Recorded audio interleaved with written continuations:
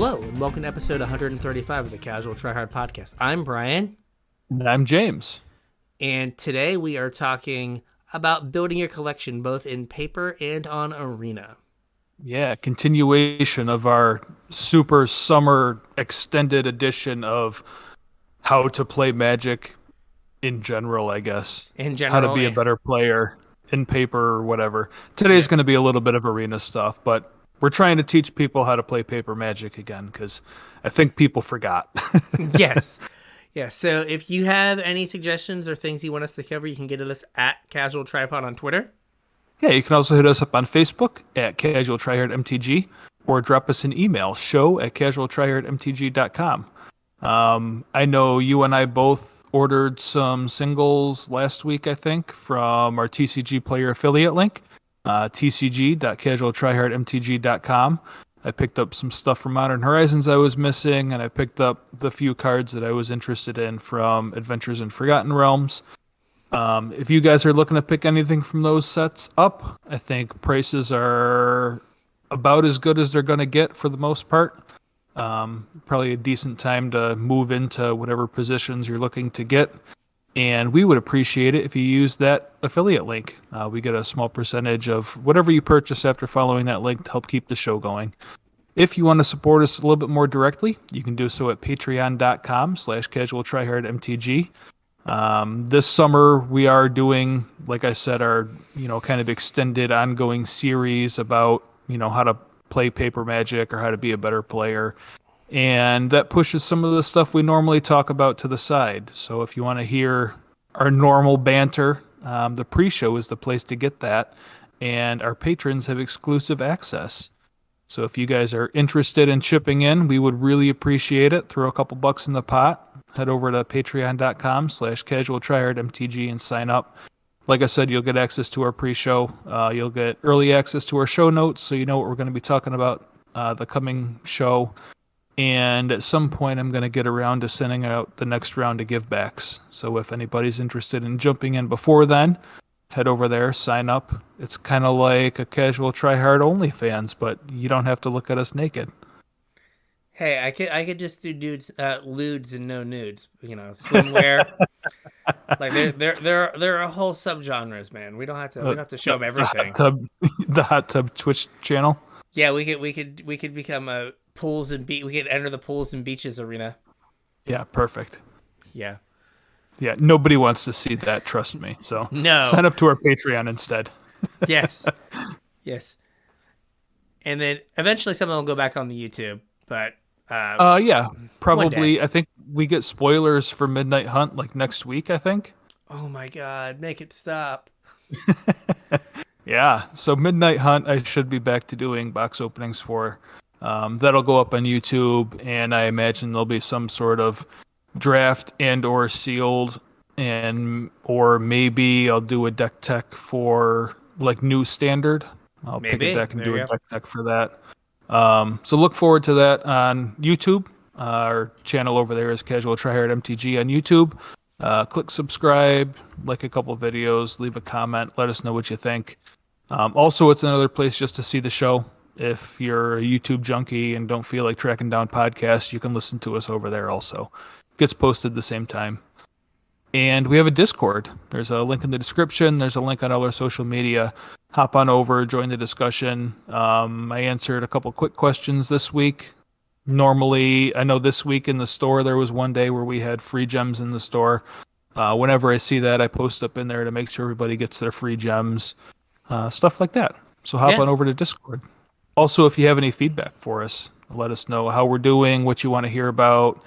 If you like this series we're doing, if you don't, if there's something we missed, if there's something you want us to cover a little bit more in depth, let us know. All right, so the first thing we're going to talk about is broadly can be defined as be a good person. Yeah, the golden rule. James has a large section wrote here, so I assume he is very passionate about this. So the floor is yours. Yeah. So I just wanted to kind of take a break from like the normal stuff we were talking about and remind people that when you go back into the game store, be a good person. Don't be, the normal asshole that you are. There's definitely going to be some community rebuilding that needs to happen once people are moving back into game stores. And it's important for everybody to put their best foot forward, whether that means helping out a new player or looking out for somebody's best interest in a trade or, whatever it is. If you see an unfamiliar face, introduce yourself. If you see somebody that needs help, help them out. If you are playing with your opponent and you have, if they made a misplay, don't call them out right there, but maybe just, offer some advice. Do things to help grow the community because I know for a fact that communities got hit super hard when people weren't allowed to play. A lot of players aren't going to come back. It's very much a habitual thing for a lot of people. Once that habit's broken, it's hard to put all the pieces back together. Yeah. So take a minute, think about what you're doing, think about the people around you, be nice to the employees, be nice to the store owners, be nice to other Magic players, people playing other games maybe. Like I said, just make it the place that you want it to be. And that starts with how you treat, people around you. Also includes like personal hygiene stuff, take a shower, put some clean clothes on. Don't be stinky. Okay, so this might not be evergreen, but I don't know. Wear a mask. Give that a go.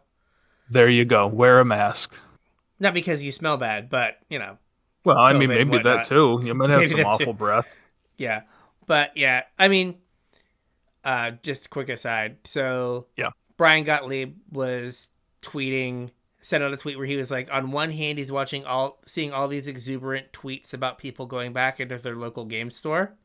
And the other part of his Twitter timeline is stories about hospitals being overfilled with COVID patients. Yeah. And it's like hard to be happy about the Magic stuff when you also have this other stuff. So like we need to do our part so that your local store doesn't have to close down again. Mm-hmm. So, just as a guy who's got to teach roomfuls of college age students who may or may not be masked, please mask up. All right. Like I said, treat other people the way you want to be treated, and that's pretty much the golden rule. That's what your mama used to tell you when you were little. So very true. Okay, so now for collection building. So we've broken this building 101. Yeah, so we've broken this into two parts. Mm-hmm. First is arena, and kind of like how to maximize your dollar dues there, and then we talk about paper, which if you listen to the pre-show, we did a lot of talking about paper collection management. So we did a lot. The backside of paper collection management. Yes. Okay. So for arena, the first rule is a rule I have stuck to hard. I know you've had some moments of weakness. Oh yeah, I was bad at this for a while, but I've been much better lately. Okay. And that is do not buy the cosmetics. Yikes. Yeah. Right. So, they don't give you a card, right? You're just getting a skin for a card you already have. So if you have 3 of a card and you buy the cosmetic, congratulations, you have 3 of that card and you can toggle it to 3 of the same card with different art.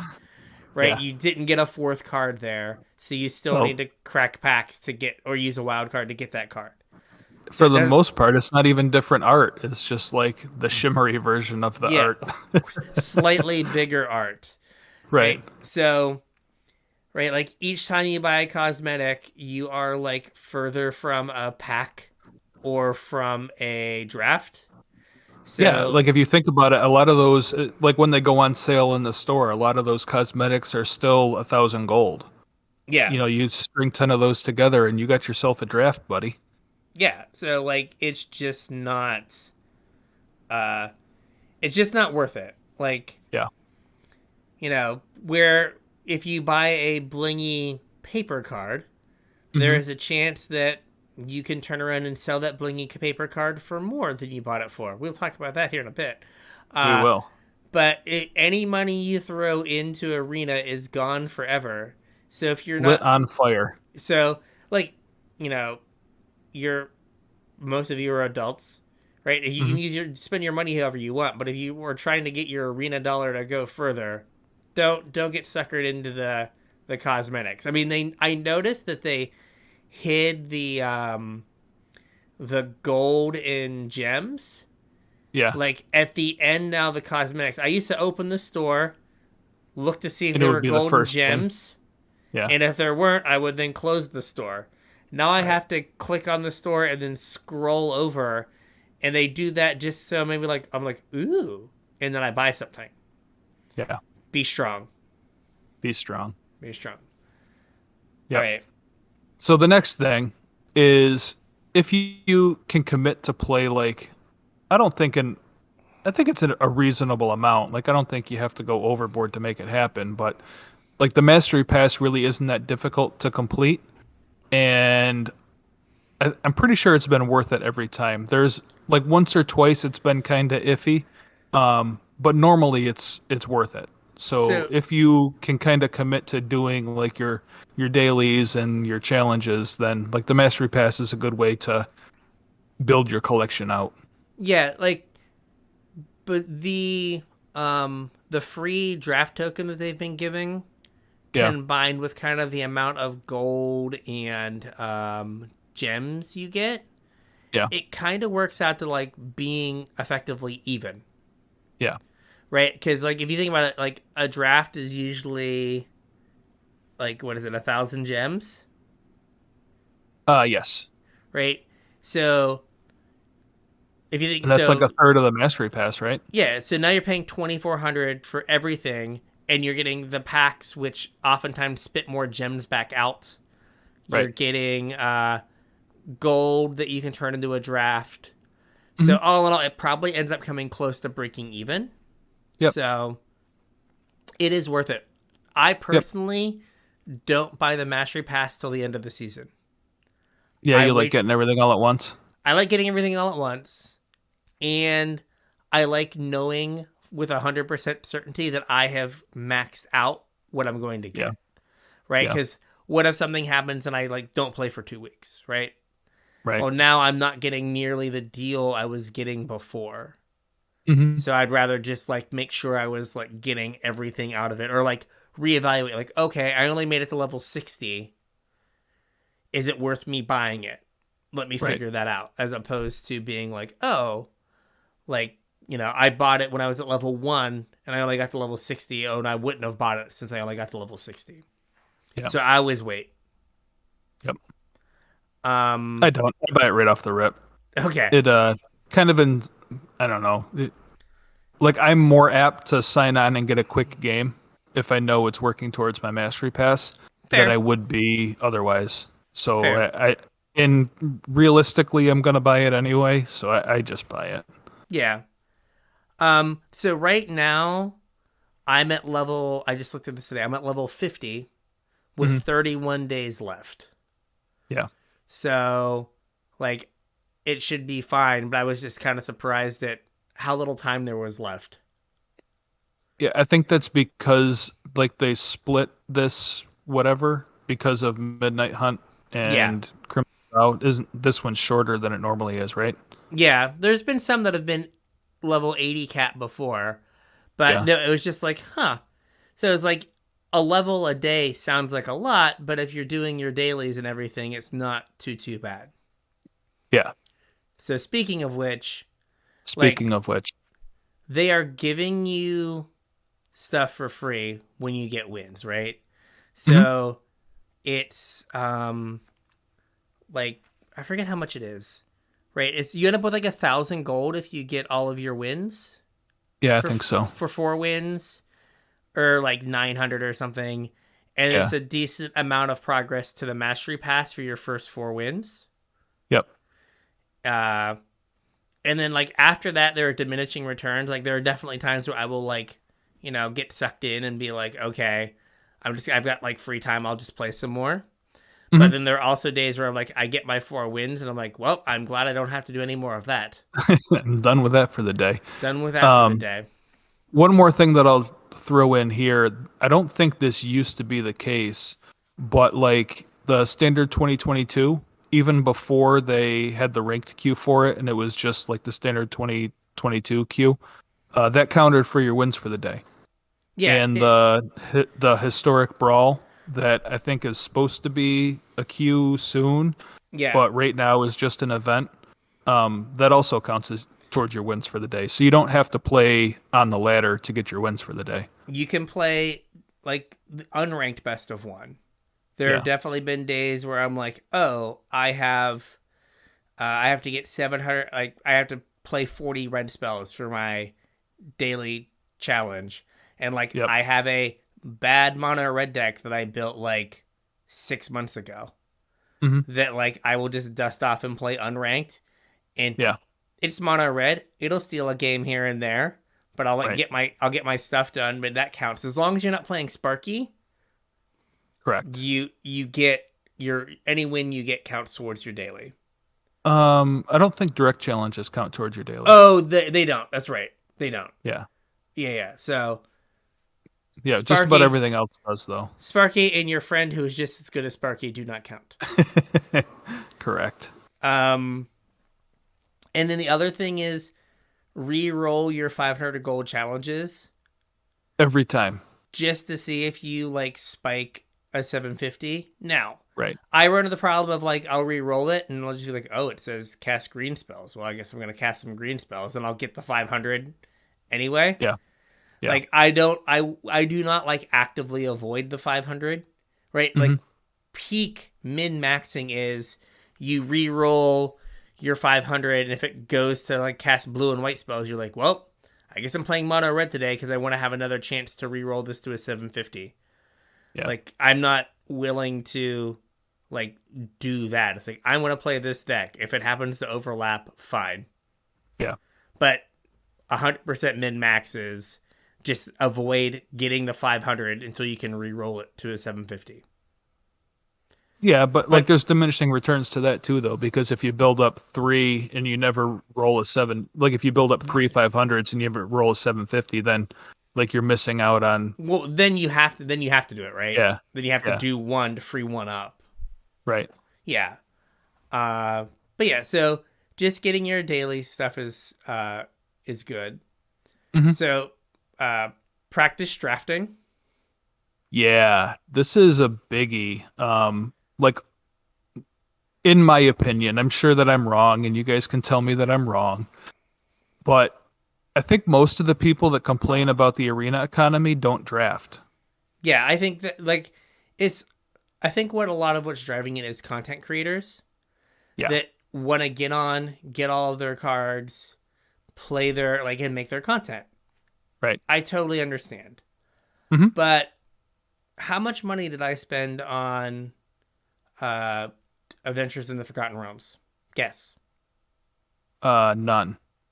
It's stone zero. I have more Yeah. gems now than I did when that set came out. Because what I did is I had 100,000 gold, Mhm. and I did a bunch of gold drafts, and that ran my bankroll up. And then I was doing well enough that I was able to get down to 13,000 gems. Yep. And then I was like, well, when I buy the mastery pass, I'll be at 10,000 and I'll be set up for the next set. Yep. And that got me right around 30 drafts. Mhm. And I opened like 100 and something packs. And I basically have every rare in the set. I think I do have every rare in the set. Yeah. The only thing that I will say is that the reason I was able to get all the rares is this was the first set in a while that I aggressively rare drafted. Oh yeah. Yeah, so I actually kept track of how many rares per draft I got. Mhm. And I think I was at like 5.5 or Wow. maybe more rares per draft because I hadn't in some previous sets been rare drafting. Mhm. I was like, no, I want to get the best win rate I possibly can, and that'll get me more value long term. It Right. basically my win rate didn't change, like, which I don't know if that is an indictment of me or what. Yeah. So okay. So I have my I did oops, where's it at? I did stop. 35 drafts. Hmm. Um and I drafted 186 total rares. Wow. So right around 5. So Yeah, yeah. So I averaged 5 rares a draft. that's I had crazy. one draft where I got 11 rares. 11 rares. And I went 4-3. So I got 11 rares and basically broke even. Yeah, Uh, that's crazy. I had an 8 rare draft where I went 2-3. And then I had a 3 rare draft where I went 4-3 as well. I was like, 3 rares went 4-3 or 11 rares and go 4-3. I would prefer to Yeah. get 11 rares. Well, I'm not going Uh, to go as far as telling people to rare draft because I think like for no. most people, having a decent deck and getting better at drafting is worth more than having an Yeah. extra rare or two in your collection. But But what I mean is, like, I don't know if doing 35 drafts translates into you having all the rares in the set. For yeah, Strixhaven, it didn't. right. Partly because, like, uh, I think I did like 45 drafts and didn't end up with all the rares. Uh, Yeah, but were you counting Mystical Archives as all of the rares? no, no, God, no. Oh, okay. No, no, no, no, I was no, going to say because like that's nowhere near enough if you're trying to count no, all of that. no. But I think if I did 35 rares drafts and didn't like aggressively rare draft, I probably would have ended up with like 140 Yeah, rares, and I would still have probably ended up with most of the rares. yeah, And that's another thing. Like, I think there's a lot of complaint about, like, people complain about the economy. Like, you don't need all the rares. Like, there's like 6 rares in every set or 7 that are like playable, yeah. right? If you get those, like, sweet, like you've done it. Like, Congratulations. you're not gonna. There's the bad rares, like, there's what the sorcerer's class. Like, no one's Yeah, playing that card in standard. Like, you don't need that card. right. So, well, I wouldn't say hard rare draft. If you do have the opportunity that it's like on the wheel and it's pick 9 and there's like a rare there and there's like nothing for your deck or like Oh yeah, yeah. Scoop go, it up. yeah, there's no reason to be like, well, I need to send a hard signal here and Right. like take just take it and like be happy. Like there Yeah. were a couple times where I'm like, I'm not gonna pass this rare, but most of the time it was like, well, I'm just gonna like build a normal deck and like, you know, be a little bit like more apt to take a rare over maybe like, oh, this will be like my, you know, 20th card in my deck. I can find Yeah. another 20th card. Right. Um so yeah, so I am, as we have here, a D's to D's plus drafter. Hmm. I am between 55 and 60% is like my historic arena win rate in draft. Yeah.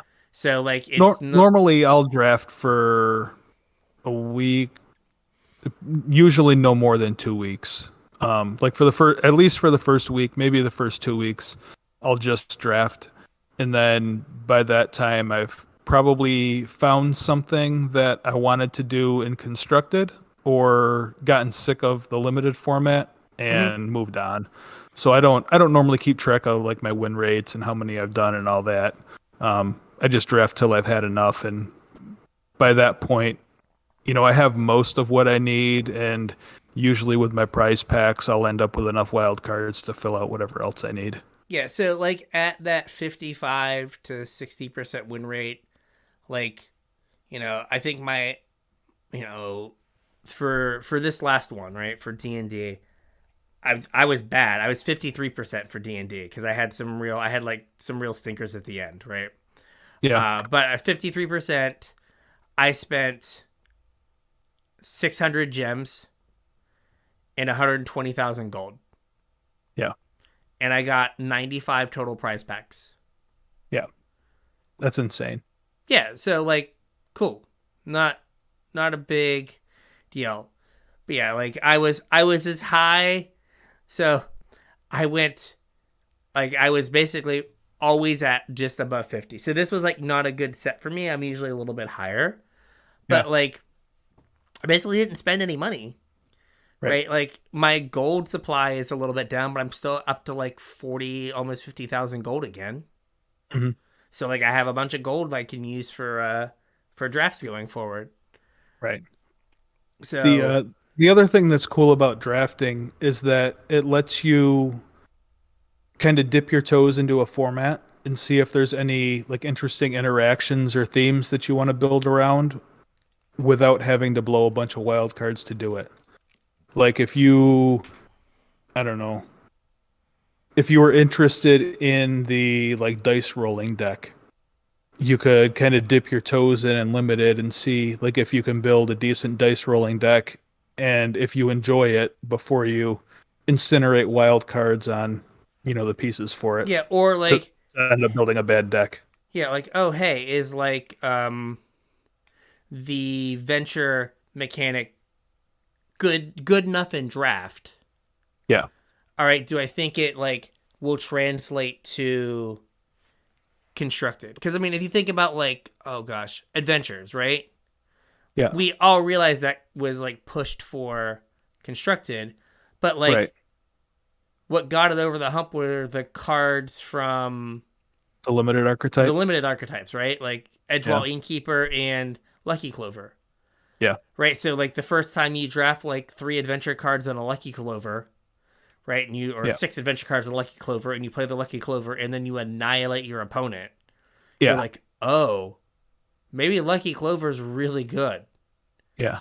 Like and then you've got that experience. You'd be like, oh, Yep. maybe I should do this. Right. Also, like I have an absurd number of wild cards. Yes. Like I think I have like 120 mythic wild cards right now. Holy moly. And like probably 200 rare wild cards, maybe more. Wow. Yeah, I have a ton. Like, because I just get a. I basically complete the whole common and uncommon part of the set in the during doing drafts, Right. and so when I open my packs, it's just vault progress and rare and mythic wild cards. Hmm. So I I'm to the point where like because of my drafting, if like I've been playing this like medium at best like Maze's End ramp deck, and I Yeah. was just like, oh, for Mace's Ends or mythics, whatever, craft 4. Like it wasn't like I had to sweat it or anything, Right. and that's just because every set I draft a whole bunch, and then I just like spend a couple wild cards here and there, Yeah. right? And Now, I do want to point out that like what you do is probably a little extreme for like the average player or even like our listener. Like you don't obviously that's like min max like the way to do it most value, but you don't have to do like 100% all of the time, what Brian's talking about. Like you can apply some of these principles and still help your collection greatly, yeah, even if you're not a great drafter and like commit to drafting and, do everything optimally. yeah, like if you Any do, of these little tips will help you out. yeah, like I definitely have the 100% min max thing to do is to use all your common and uncommon wild cards Yeah. to build out the whole collection of commons and uncommons. So every time you draft, all the commons and uncommons go to your vault progress. Yep. But it's such a like a small amount that it's just like whatever. Like I Yeah. don't feel like spending the like 40 minutes to individually click on all the commons Yeah. to like make them. And like, like with Jumpstart Horizons or whatever, Right. right? Dragon's Rage Chandlers are uncommon in Yeah. that set. So if I spent all my uncommon wild cards, making uncommons from AFR, now I Yeah. might be short uncommons for Dragon Rage Chandlers if that's the card I want to play. Yeah. So I don't do that too often. The next thing is another thing that is a thing I've done a lot is I don't open my prize packs until I'm done playing limited. Yeah, and this one you should stick to. This is kind of just the smart thing to do. But this helps maximize your vault progress, right? And Yeah, also utilizes the duplicate protection. yeah. So I think the biggest thing is the duplicate protection, right? So, right, if you have 4 of a rare and you open one in draft, it's you get 20 gems, which is cool. Hmm. Which doesn't in any way, shape, or form reimburse you for the pack. Not even close. But so if you do all your drafts and you never get to like the 5th copy of a card, when you start Yeah. opening your packs, you're never going to like waste a rare and turn it into 20 gems. Like you will get Right. a card for it. So I Right. always wait till the very end and then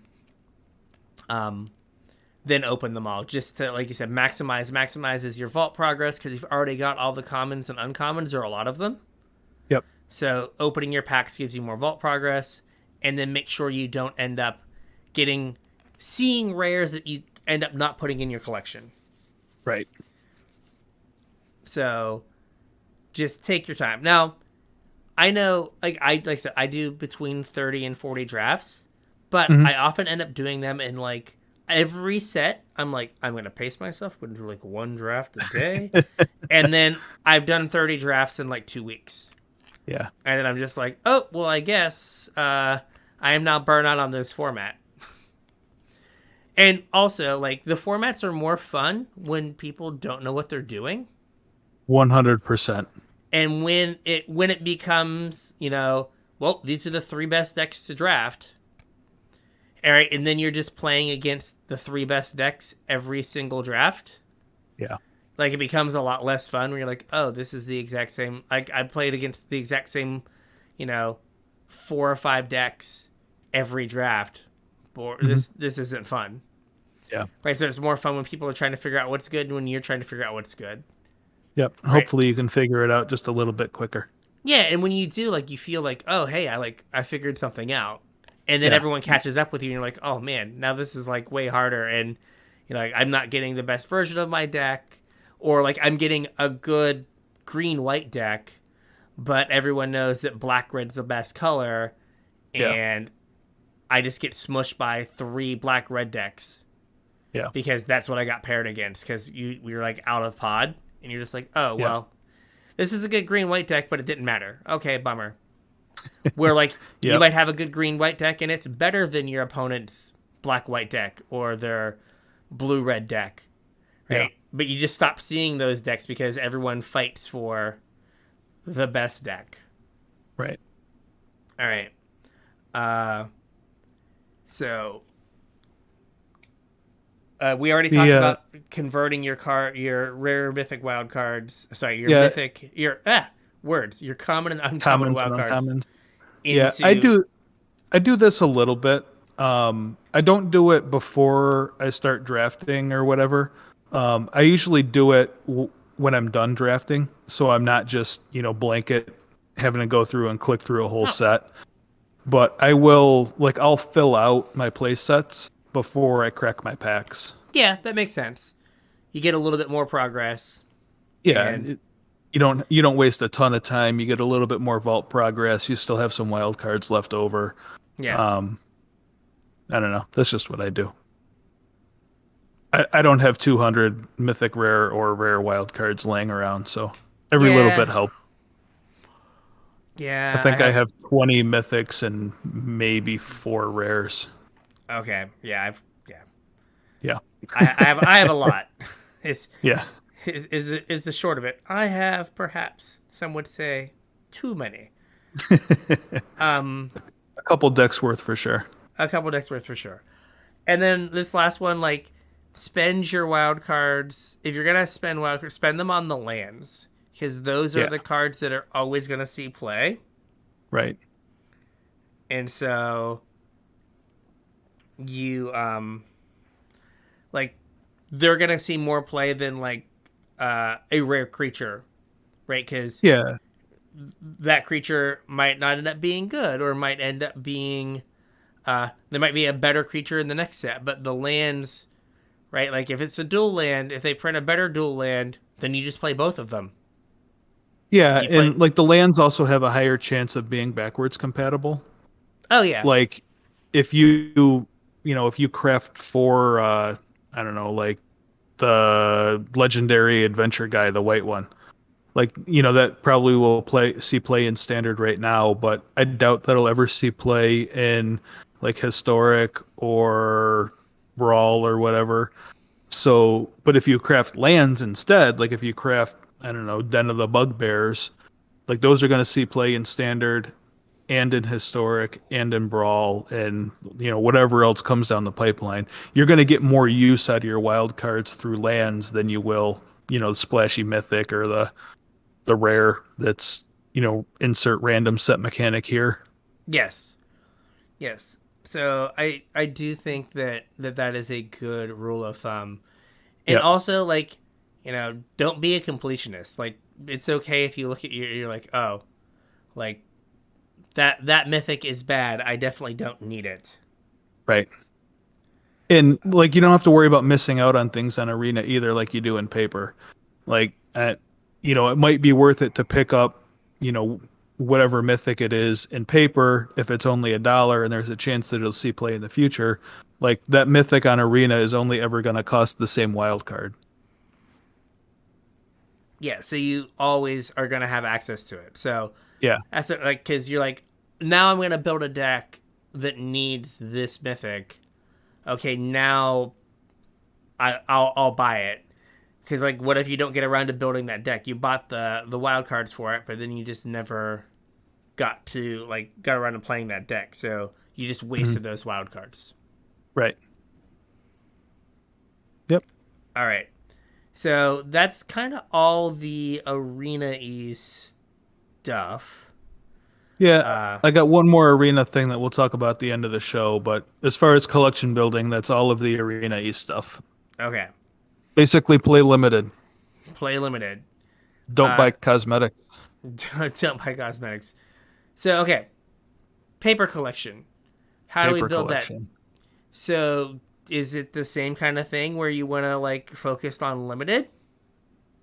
If you're starting from zero and just getting started with your paper collection, yeah, I'd say play some limited.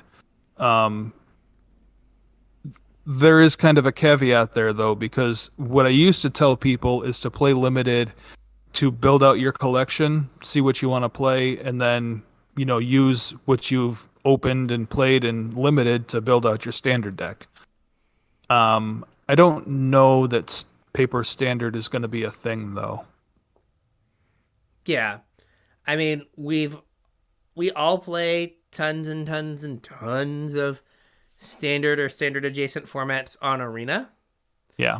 And like, I don't know how many people are going to be super excited to play standard in paper when like I just spent all week playing this format. Yeah. I want to do something different when I. Also, like the way they've been releasing sets makes it like less incentivized for you to play paper standard. Like if you can play standard or whatever new set, like if you can play Midnight Hunt on Arena a week before pre-release, you've gotten all your drafts in before you even get your first paper cards. And then by the time the set actually releases, you've been playing Midnight Hunt standard for a week. Do you really want to go out and play more standard?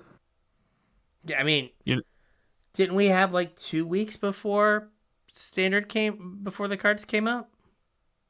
well, yeah, that's what I mean. Yeah, It's like open for a week before pre-release and then a week before release. So that's two yeah, weeks before so the you've cards are legal in paper. You've been playing standard for. yeah, you've been playing standard forever. You're probably already sick of it.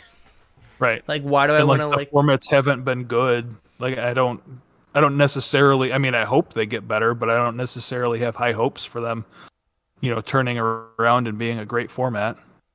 Yeah, no, there's definitely issue. There's have been issues with the power level in gameplay, Yeah. and so last weekend or weekend before, I think we brought this up on the last show. Like, almost the top eight of the Challenger Gauntlet was like, Hmm. hey, some form of green red or Naya adventures. And it's just Yeah. like, yay. It's like I've never Still. seen this. Yeah, still, I've never seen this before. Great. Yeah. Right.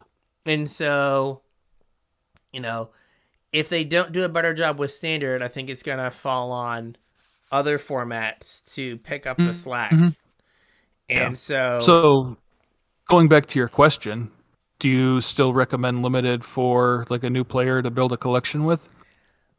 I think if you're a new player, right, Yeah. like even if there's just a few players playing standard, right, Hmm. you're not going to be able to like wander in and be like, I like playing on arena. I'm going to like start doing some paper stuff. You're not going to be able to like buy a modern deck, Yeah.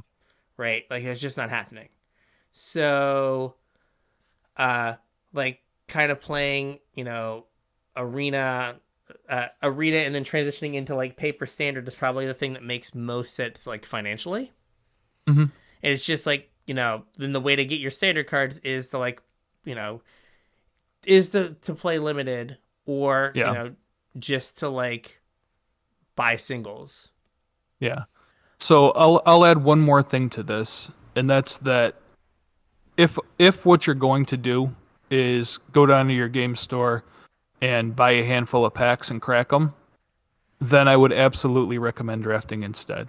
Because at least you're getting, some enjoyment out of opening the packs. Like you're getting a night's worth of play with some friends when you draft as opposed to just cracking the packs. Yeah, like if you buy 3 packs, like more than likely you're just incinerating that money Hmm. because your cards are in most packs you're getting less value out of the pack than the pack is worth. Hmm. When you draft, you're paying for like the tournament and the experience. Right. And so that makes up for the difference in the price of the between the pack Hmm. and the cards inside the pack. Yeah, you also like randomly get the cool thing you're looking for. Obviously this is spread out over a bunch of different drafts, but I know back in War of the Spark, I did a bunch of drafts early on in the format in paper, and I ended up with a foil Neoform and a foil Arboreal Grazer. Both cards, like I thought they were cool. I guess Neoform wasn't War of the Spark though, right? Yeah, it was. I Was think. it? Um, like both cards I thought were cool and interesting, and how many packs would it have taken for me to crack a foil one of each? But because I was drafting, in drafting my decks, I was like, oh yeah, like this foil arboreal grazer is worth more to me than this other garbage uncommon that's off color for me. So I'm going to take the foil arboreal grazer. Well, I mean, that's like a $20 card now. Oh, really? Sweet. I've got like a playset. There I got you to make go. those go away.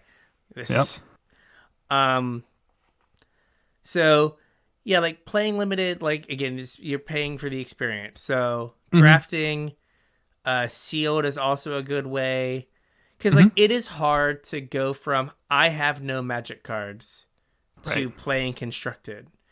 And Correct. like while limited isn't like super cheap if you're like local area, like if you have a place where you can go draft, right? Hmm. You have kind of a fixed cost, Yeah. right? Like you spend $15 on let's say your draft, right?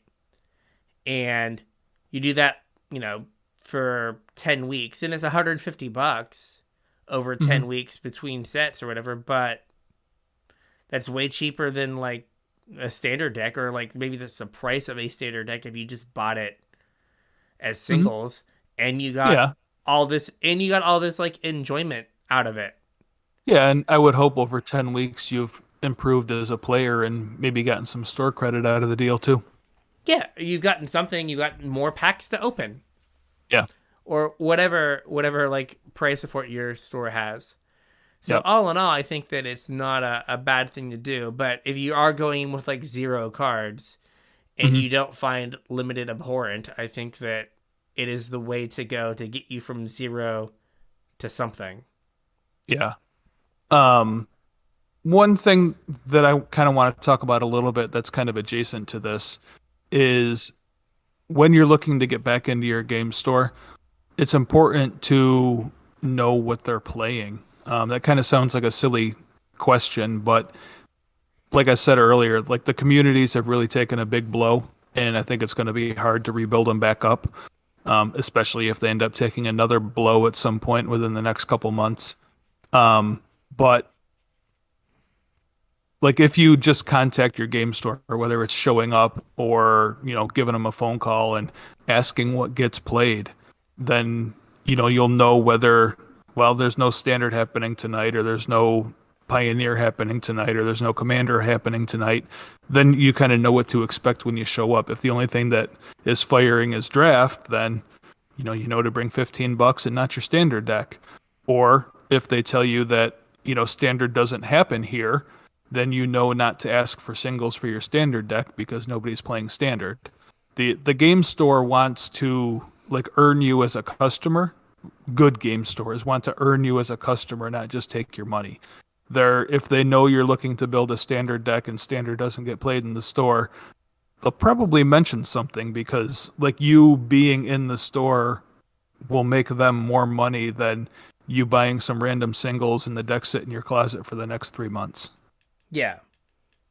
Between you So buying cards for other decks or to yeah, improve your deck, or, buying a buying a drink or whatever. soda, yeah, whatever it is, buying a random Yeah. booster pack or Yeah, being there is better for whatever it them. is. Yeah, for sure. Uh this next one, I know this is kind of similar to what you just said, but I do feel personally attacked. You Okay. have here, you don't also have to worry about buying cards for a deck that you may or may not get to play with or enjoy. Basically, you've just talked about all my pandemic card buying. Trust me, I feel attacked also. Just like, ouch. Like, man, Yeah. that hits a little too close to home. Yeah. But yeah, that is something that I'm going to work on going forward. We talked about it in the pre-show. Like, we have some cards that at this point we need to liquidate.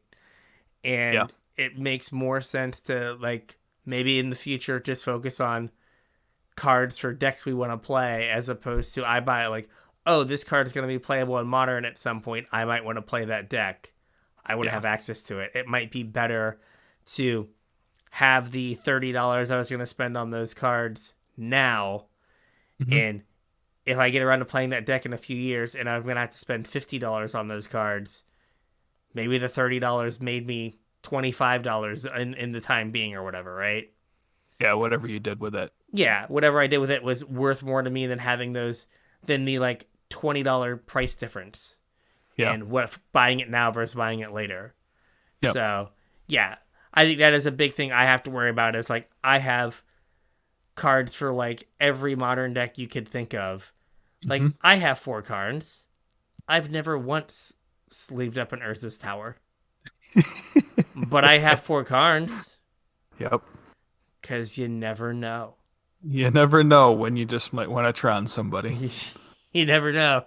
Like just show up one day and I'm just like surprise Tron, and you're like, no. Spoiler alert. I've Sup- never once wanted to Tron somebody. Yeah, but like Tron and I should be natural allies, right? Like it does unfair things. I like doing unfair things. Yeah. I like It beats land-based up on all of the decks I want to play. Yeah, yeah. It's kind of a land-based combo. I like land-based combos. Like, Yep. hey, it's everything I want. Never once played it. Never once have been like, it's Tron in time. But I That's have right. 4 cards that are like $50 a piece. And it's Yep. like, why? Why did you do that to yourself? All right. Because you bought them when they were less than $100 a piece that they used to be. Yes. And like somewhere I'm like, they'll be $100 again. I'll get my money back. And I don't know if they are or not. All right. Yeah. So, I mentioned this one before. Buy singles, not sealed product. That is correct. Buy singles, not sealed product. Yes, we wrote it twice just for emphasis. Yeah. So like sealed, like when playing in paper was a thing, hopefully it will be soon, and standard was getting played, you and I both would buy, you'd buy like 2 boxes, one to crack, one to save. And Yep. I would buy 2 boxes and crack them because I wanted to have kind of like most of, if not all of, the commons and uncommons, because Mhm. you never know what's going to pop up as like a playable like standard card, right? Mhm. Because no one looked at our boy Arboreal Grazer and thought standard playable card. Right. Arboreal Grazer is like a modern playable card, Who'd have thought? right? And so like I'm like, oh, I want to make sure I have like, a reasonable selection of all the commons and uncommons. So if Arboreal Grazer happens, I have Arboreal Grazers, Mhm. right? And but I would still then after that have to buy a bunch of singles Right. to actually Fill get the out play singles sets that I or build a wanted. deck or whatever. Yeah. And so it ended up that I like just gave myself a bunch of work of cards I have to sort Hmm. and And then store. and store as he looks at a shelf full of 3,000 count boxes. Yeah. Um, and then I still had to spend money on singles. Right. And since like the pandemic times, I'm doing a lot more of like, I want this common, it's a nickel. I'll buy Yeah. 4 of them. And Yeah. then I'm spending less money kind of filling out my collection of commons and uncommons, and I'm still buying a lot of the same rares that I would have anyway. Yeah. Though I am, like we said, like I'm not buying cards that I think are just good in standard, Right. right? Because I don't I think don't think standard's there's going any to reason happen. to. So Yeah. it's more like, is this playable in modern? Hmm. Is this like a card that might be playable in, Pioneer if that format ever gets played again? Yeah. Right? Like that's what I'm doing. Less so being like, oh, like this is gonna be a good standard card. I got to make sure I have those. Yeah. So if you're buying singles instead of buying sealed product, when are you purchasing your singles? Usually the first like after the set fully releases in paper. Like that Yeah. week is usually when the cards are the cheapest, Yeah. right? I think that's especially true now with collector boosters too. Once the collector boosters start getting cracked, people will keep like the chase foil or, whatever the most expensive card is, and then look to get like the price of the box back out of this rest of the singles. So it's kind of a race to the bottom for like the first week and a half after collector boxes come out.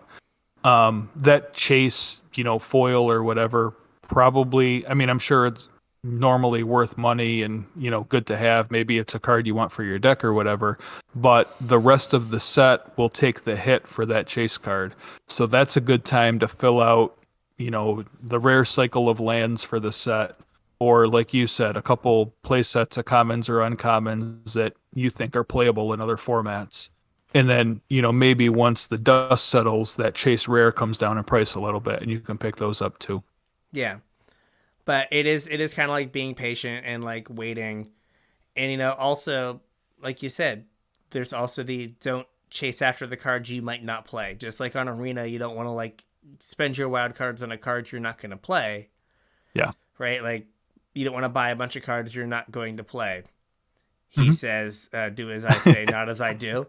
We're working on Yeah. it though, right? We're gonna Trying work to on it, make changes. right? And then the pre-show was a whole bunch of MTG finance, It and was.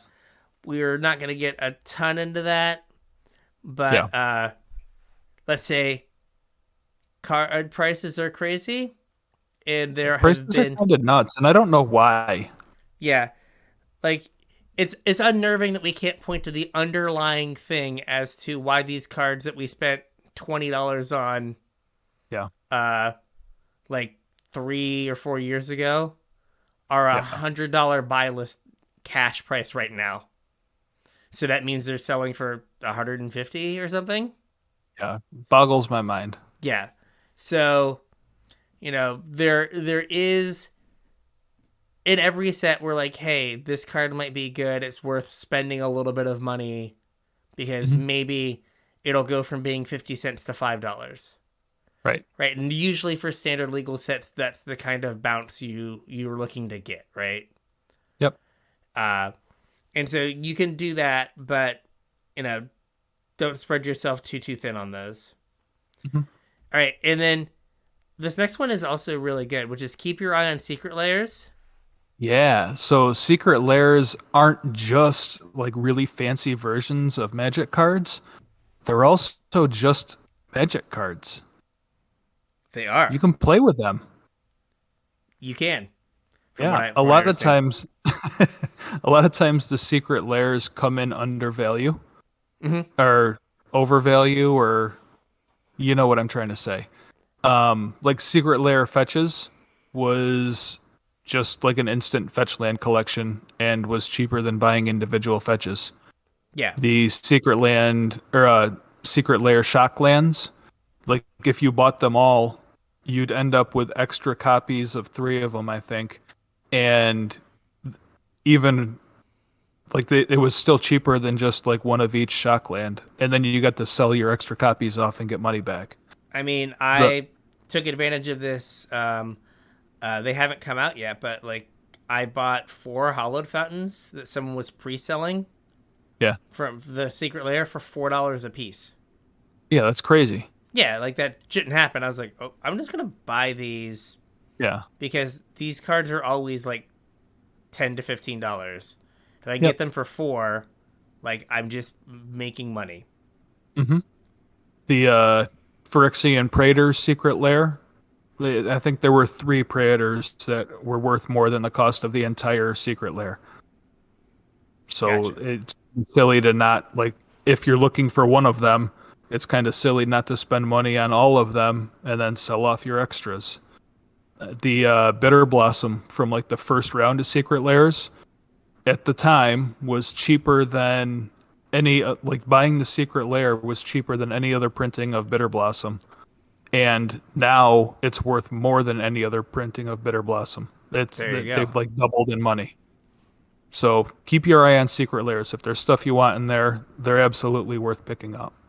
Yeah. Not so much for, I mean, maybe for like just the bling factor, but like if you don't have the cards, a lot of times it's cheaper to get the secret layer than it is to buy the singles. So Yeah. make sure you keep your eye on secret layers. Um, I like this. Play non-rotating formats. Uh I huh. approve of this. Um, Yeah, leave standard on arena. yeah. So I know there's certain subset of listeners that like when I bring up Popper, hmm and like that is a fun format that is cheap, hmm and I don't know, your LGS will be happy to move a lot of commons out of their bulk. Yeah, absolutely. And not just for you. Like if you can get Popper going in a store, like that moves a ton of bulk across, 10 players. Yeah, like hey, I was these commons were literally not doing anything but like taking up space, hmm and now people paid me $40 for a deck's worth of commons. Yep. And if 10 people do that, I made $400. Your store makes $400 on cards that they weren't going to sell anyway.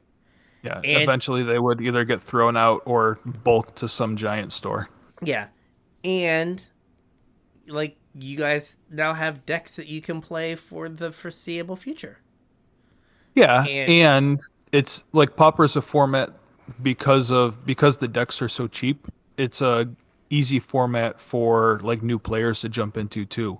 yeah, The power level's a little bit higher than like standard is, so like it's fun to learn the interactions, especially of cards that maybe nobody plays in any other format.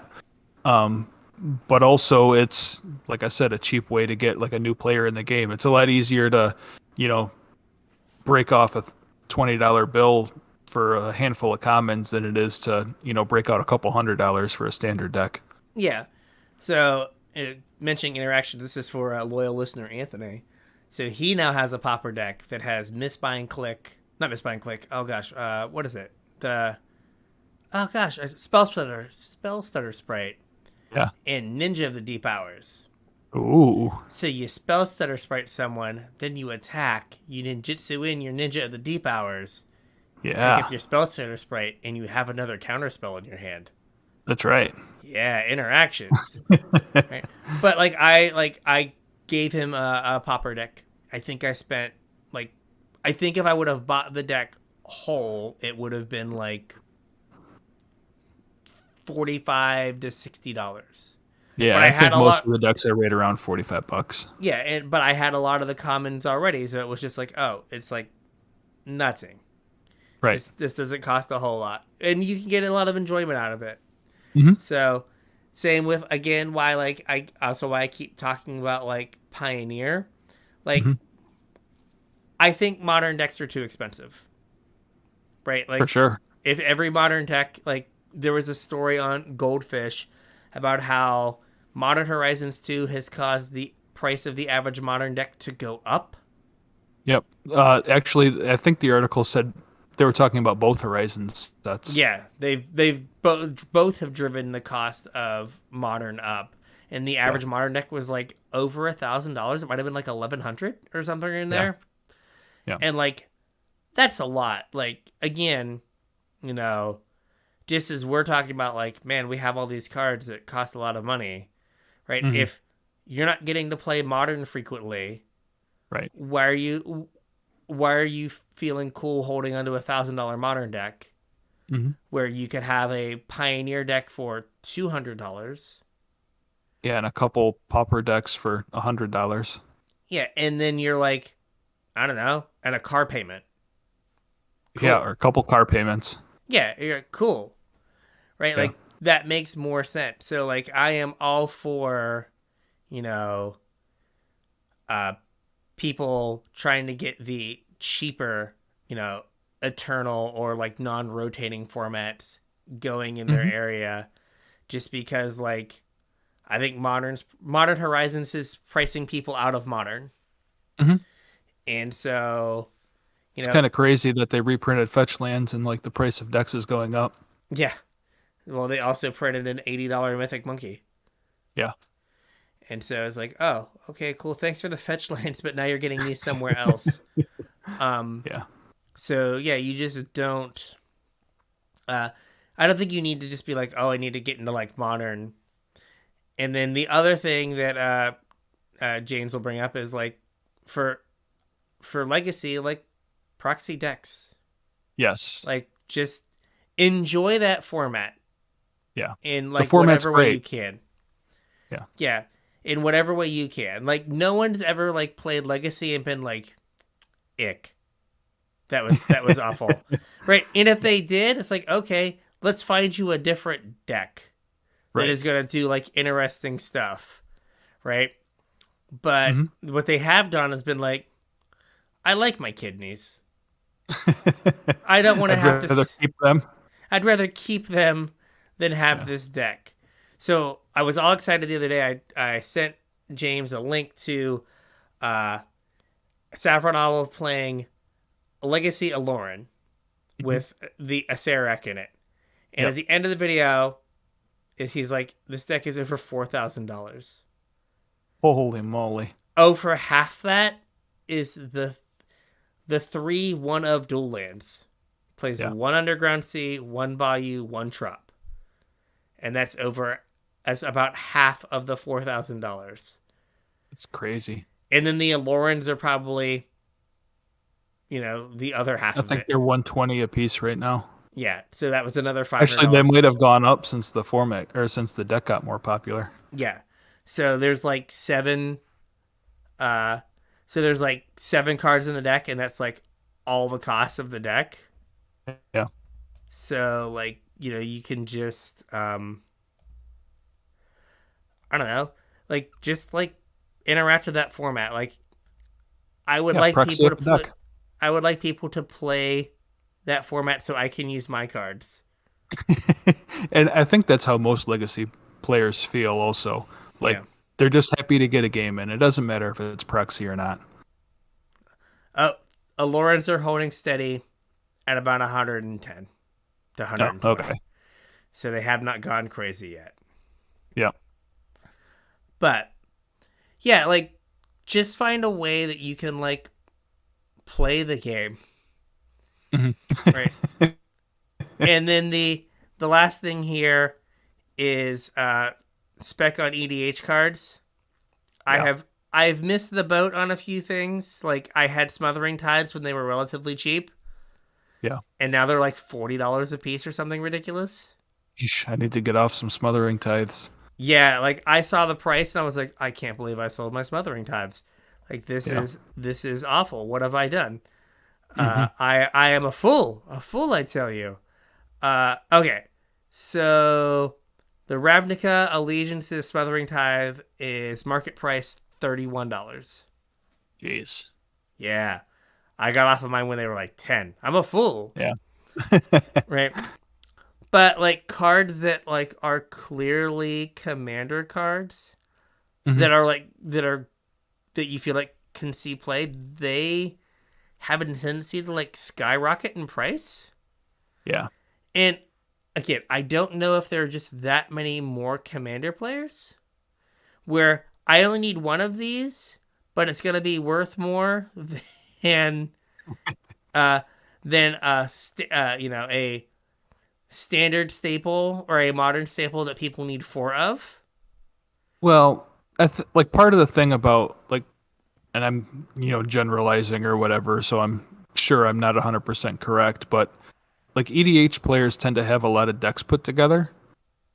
Whereas like if you're a modern player, maybe you have two modern decks.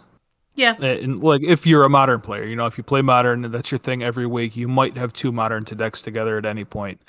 If you catch an EDH player, like at the local game store on Commander Night or whatever, chances are they're going to have like five decks with them. gotcha.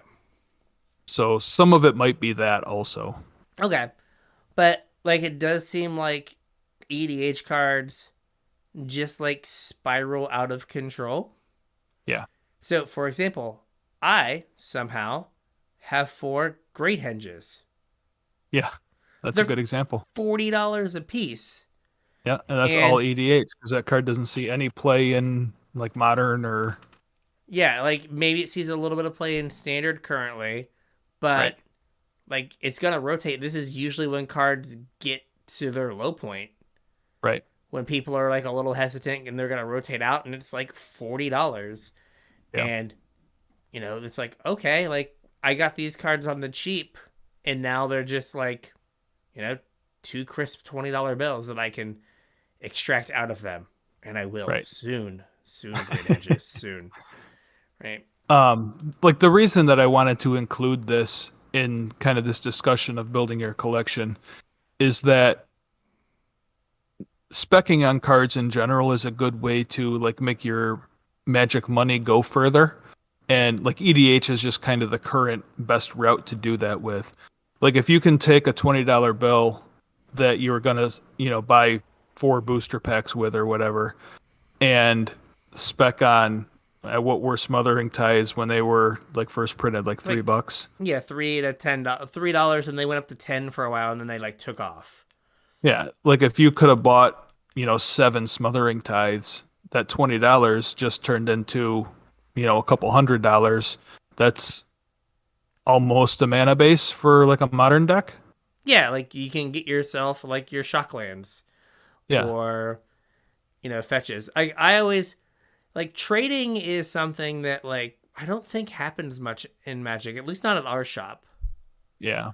right? Like, but like if I was going to trade with someone, I always wanted to turn like four quarters into a dollar, Hmm. right? Like, oh, you like those four $3 cards? Well, you've got one $12 card. I would rather have get that because I think it has more value long term than these $3 cards currently have, Right. right? And so like you're kind of doing the same thing where you're specking on something and then you're turning a quarter into a dollar, Yeah. right? And then that's letting you then get the actual dollars, Yep. right? Either get money or like, hey, this EDH card that I'm not gonna play, or I have 12 of and I'll only need one. I'll get rid of Yeah. 11 of them and then build the rest of the mana for my deck, or Yeah. get a pioneer deck or whatever. Now Yeah. sometimes it is like you've got to play the long game, Right. James has a better system where, since he has all of his cards cataloged, basically what happens is he tells me when stuff's stupid expensive, and then I go look to see if I have it. Do you have any of these? Oh, I do. I should probably not have those. Right. Yeah. But I'm looking at you, Masterpiece Lotus Petals. yes, I am. Whew. But I like, couldn't believe the price of them. yeah, they're buy listing for $360, That's insane. which is crazy. Yeah. But like, for a while, the place to spec on cards was reserve list stuff. Mm-hmm. Like that Yeah. ship has sailed. Yeah, the easy money's been made. The easy money has been made, and we're like to like, I don't know, didgeridoo. Like, Hey well, man, no. didn't Minotaurs like spike an event last Yeah, week? they did, yeah, with Harloon Minotaur and friends, and so funny thing, so Saffron Olive's video, he played the Minotaurs deck, right? Yeah, And he posted a thing where he's like, I don't know if like people actually like moderate YouTube content, because his video was demonetized for offensive language, because yeah, every time he said Akum Warrior for the Moto Leatherface card, yeah. it translated it as him saying the C word. Oh, alrighty then. Yeah, so he got demonetized for language. Oh, Like, YouTube. excellent. But right, that money has been like made. Yeah. Right. So kind of the next place is like, standard, like really it's standard cards that are going to see EDH play. So like, for example, one that I like missed, the 3/2 Flash Spirit that gives everything phasing. Mm-hmm. Right? Or that phases stuff out. The card is seeing literal no play anywhere. Last time I looked, it was $3. Yeah. And that's all EDH people. Yep. Right? Because when your opponent plays a Wrath, you flash this in for 3 mana, and all your stuff lives. Yep. Sweet. But, like, that card's $3. Maybe I should buy some, because, like, in a year, are they still going to be $3? Probably not. Yeah. Who knows? Who knows? I'm not telling you to go out and spend, like, Yeah. $30 on these. But it's just like, this card must be getting played in EDH, because if it wasn't, it would be a 50-cent card. Yeah. And in my head, I'm like, this is a 50-cent card. So I haven't bought them yet, because I'm like, I feel like I'm overpaying. But I might not be, because they might just become like an EDH like staple. Yeah. I mean, another example, this is going back a couple of years and doesn't really hold up anymore, but Paradox Engine. Like when the set came out, you read that card and said, "Oh yeah, this is an EDH card." And while the set was being opened, that card was worth almost nothing. And then after rotation, all of a sudden Paradox Engines are worth $50, $60. Now, obviously they're not anymore because it got banned, but that card was worth nothing while it was being opened in packs. Yeah. And like, obviously reads as an EDH card. Yeah. I mean, even like Golos, you're like, oh, Golos. Yeah. That guy's, I don't know what it's worth. It's a rare, so it might be a little bit different. But like Golos is like, oh, that's a commander card. You can often spot the commander card. Yeah. Right. It's not that hard to see. Right. What's supposed to be a commander card. So yeah, if there's some cards you think you can get, you might as well, like take a flyer, because you might be, in a situation where you can get a deck or get cards you wouldn't otherwise have been able to get. Mm-hmm. All right. So we have an arena thing, like an honest to gosh arena thing. One more quick arena thing, circling back to the top of the video. The video, this episode. Yeah. It kind of ties in with the theme of the episode also, getting the most out of your money. The historic brawl has been pushed back a couple weeks for reasons, whatever. Because of that, Wizards is doing flashback remastered drafts for Kaladesh, Amonkhet. Is that it? Just Kaladesh and Amonkhet? There was a third one. The third one it wasn't a remaster set. It was something. It was like a recent set. I forget what it was. I thought it was because they pushed back Jumpstart Horizon Master Oh, thingy. maybe that's what it was. Yeah, because that got pushed back 2 weeks. Yeah, yeah. The first draft you do of one of those, they're giving to you for free, but they're not really advertising that. So when you go to click on the thing, like if you click like you're gonna go, purchase an entry to the event, there'll be a little green button that pops up that says free entry token, and Oh, you get a free out of it. I for mine, at least for the Amonkhet one, it just said start. Oh no, mine had a green button. The green button was just said start. It didn't say free entry token. It just said start. Maybe I read it wrong, but I could have swore it just said Oh, I start. don't know. I mean, there were definitely multiple buttons there, and two of Yeah, them there were. was there was green start, gold gems. Oh, you were probably playing on mobile though, right? Yeah, that might be it. Maybe that's the difference because I was playing on my computer, and I'm almost Yeah. positive it said free entry or Yeah. whatever. Um. So going back to if they're gonna give you something for free, Hmm. absolutely take it. So one thing we missed in the same vein is like what is it now? Midweek Magic, Yeah. right? They give you two rare cards. Take Uh, them. You mean they give you 20 gems? They give you 20. They give you 20 gems. Yeah. Take the 20 gems, Hmm. right? Or any of those events that are free that are giving you like some you know card reward or like gold or whatever. Like it is not beneath you to like go play that event for what was the like hey we like fixed Oko and we fixed Agent of Treachery. Oh, I think that event we was so bad. I think we both did the exact same thing. We went in Yeah. with the historic deck we had been playing. We Yeah. played one game, we won it. We got our 500 gold or whatever it was and we got out. Yes. Right? Like I never even saw one of the fixed cards. I was just like, Yeah. whoopsie, out, done. Right? Yep. So, in that regard, just take whatever they give you for free. So, I did my Amonkhet draft, and I'm a very, very skillful drafter. So, I opened a Scarab God. Of course. Um, and then in pack two, I got past. Pretty sure I got past a Godpharaoh's gift. Oh, wow. And then somewhere in pack three, I got a gate to the afterlife. Oh, jeez. So your deck built itself. So I was a golden god. I went 7-0. Yeah. Easy. Just like multiple times, I put Scarab God on the stack, and my opponent exploded before it hit the battlefield. You're just Yeah. like, well, can never beat that. And then I had Yeah. a few opponents like foolishly try to like play it out. Yeah. And then by the time I'd activated it for like the third time and taken the creatures out of their graveyard, Yeah. they were like, I at one point had the Scarab God going with a gate to the afterlife. I'm surprised your opponent still Or, existed. yeah, or like, not a gate, Godfarer's gift. I was just like, Yeah. get a 4/4 from you, get a 4/4 from me. And Yeah. then, I will, so your upkeep, get a 4, or my upkeep, I'll get a 4/4, drain you for 3. I will scry 3. This is good.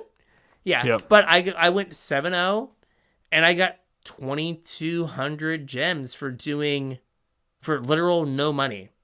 Right. For a free Right. draft.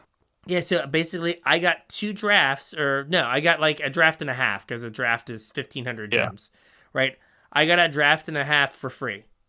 Yep. Like even if you just go like 4-3 or 3-3, you're getting like a part of a draft for free plus the packs. Right. So, like, by all means, take advantage of them giving you free stuff.